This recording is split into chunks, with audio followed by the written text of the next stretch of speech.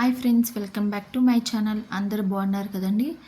మనం ఇంట్లో పెసరట్టుని ఎప్పుడు చేసుకుంటాం కదండి, కానీ ఇలా హెల్తీగా ఒకసారి ట్రై చేయండి. అంతేకాదండి, పాలకూర తినని వాళ్ళు కూడా ఇలా చేశారంటే తప్పకుండా తింటారు.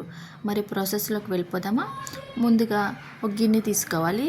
ఇప్పుడు ఇందులో ఒక గ్లాసు పెసరగుళ్ళు వేసుకోవాలి. అలాగే 2 స్పూన్ల బియ్యము, 1 స్పూన్ మెంతులు వేసుకొని 2-3 సార్లు బాగా కడిగి 12 గంటలు నానబెట్టుకోవాలి. ఇప్పుడు 2 సార్లు కడిగిన తర్వాత మిక్సీ జార్ తీసుకొని ఇందులో 2 పచ్చిమిరకాయలు, అలాగే పెసరపప్పును వేసుకోవాలి. పెసరపప్పును వేసుకున్న తర్వాత ఒక కట్ట పాలకూర తీసుకొని శుభ్రంగా కడిగి దీన్ని కూడా మిక్సీ జార్లో వేసుకొని మిక్సీ పట్టుకోవాలండి. బాగా గ్రైండ్ చేసుకోవాలి.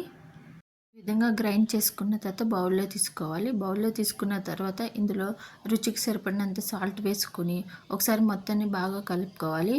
దీన్ని కలుపుకున్న తర్వాత పక్కన పెట్టుకోవాలి. ఇప్పుడు స్టవ్ మీద పాన్ పెట్టుకొని దోసని వేసుకోవాలి. దీని మీద 1 స్పూన్ ఆయిల్ వేసి దోశ బ్రౌన్ కలర్ వచ్చేంత వరకు బాగా కాల్చుకోవాలండి. ఈ విధంగా దోశలు మొత్తం వేసుకోవాలి. ఎవరైతే పాలకూర తినరో ఇలా చేసి పెడితే తప్పకుండా తింటారండి. ఇందులో కాల్షియం ఎక్కువగా ఉంటుంది.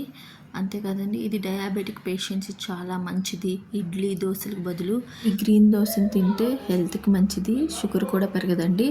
ఈ దోశను టమాటా చట్నీతో కానీ, అల్లం చట్నీతో కానీ, పల్లి చట్నీతో కానీ తింటే చాలా టేస్టీగా ఉంటుంది.